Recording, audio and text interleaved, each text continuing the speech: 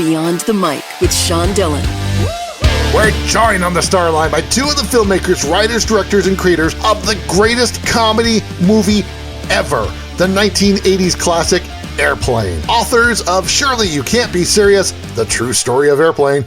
We welcome David Zucker and Jim Abrahams. Nice to be here. I've been to Lubbock many times. Friends, let's go beyond the mic. When promoting Airplane back in the 80s, you were so bored of doing interviews, you tried to get the biggest lie in print. Who took second place? Skeet surfing.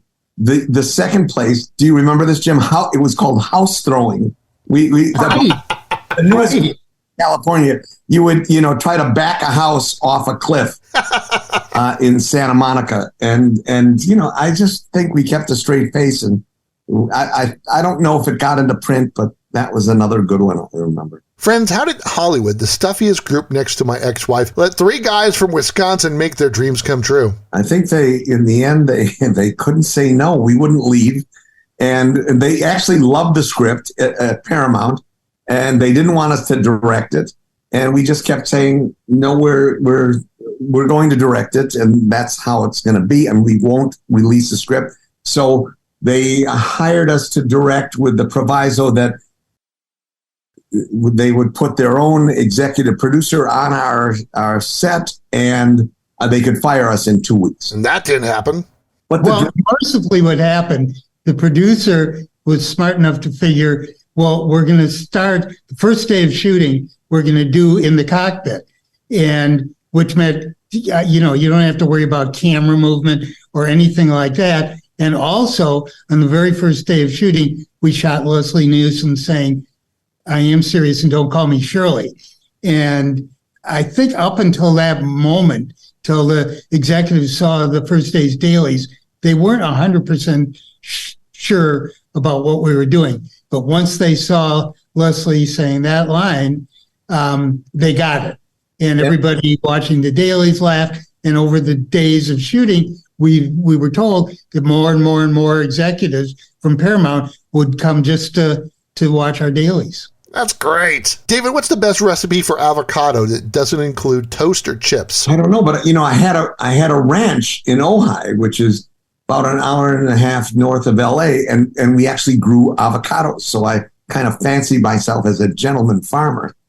And and we had plenty of avocados, but I didn't know any recipes. Jim, how about your favorite keto recipe?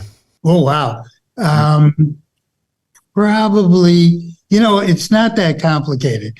And to this day, a cheeseburger with an egg on the top, we call it in my family an egg burger. It's phenomenal, and it's all protein and fat. So it's ideal keto stuff. Why was writing this book important for both of you right now? I think because we figured, our families, our kids had no idea of what this story was. I think we gave them the headlines. We started in Milwaukee. We loaded up a U-Haul truck and went to LA, and we did Kentucky Fried Movie and then Airplane, but they didn't know all the really hilarious details and the crazy details that went into, this tortured journey it was fun all the time, but, we had a lot of rejection. And so a lot of people think the book is inspiring because, we were so ordinary, and they think, well, if these knuckleheads could do it, maybe I could do something like that. I love that David used the word tortured, because he was really the author of the torture aspect of it all. I think for Jerry and me, it was a little bit more fun. I was the only one who, at every rejection, was tortured. Quote, making a movie is fun. Trying to raise money is horrible, unquote, and quote, stop taking stupid advice, unquote, are some of the great quotes from your book. What's the one thing you wish you did differently in the beginning?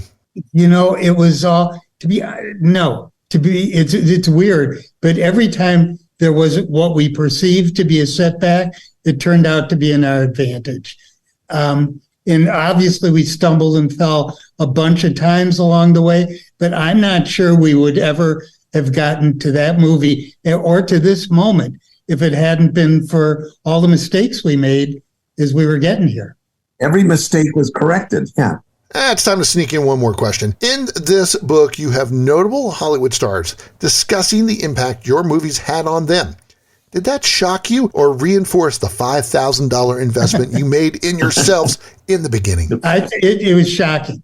I got to say, from my point of view, I don't know what David's going to say, but for me, it was shocking because, you sit, you write, and even you go and you make a movie, but then you kind of go on with life. And then to find out how that movie affected all these celebrities and sort of inspired them to go on with their careers was incredibly shocking.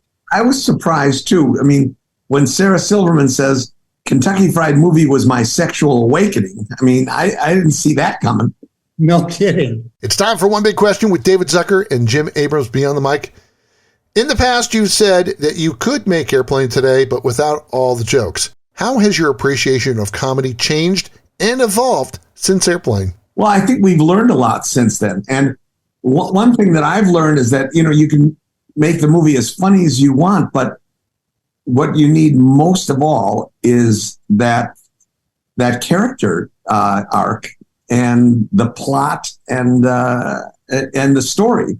That's more important than the jokes, because if you have that story that's important and a rooting interest in the main character, then the jokes are easy. And I think that's, I'm happy to have learned that, and I'm going to use that on my next movie.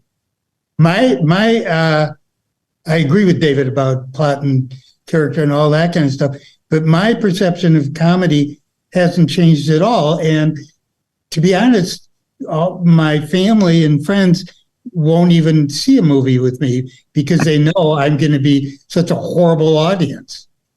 And that goes for Jerry and me too. One time, a friend of all of ours, we watched West Side Story together. And this was many, many years ago. He swore he'd never watch a movie with us again. Their book is Surely You Can't Be Serious, The True Story of Airplane. Go and read it, then watch Airplane, and appreciate the comedy in a whole new light. Jim Abrahams, David Zucker, thanks for taking the time to talk with us today. Thanks for having us. And that, my friends, is a Beyond the Mic shortcut. If you're enjoying these conversations, please check out another Beyond the Mic episode to find more actors, artists, and people you need to know.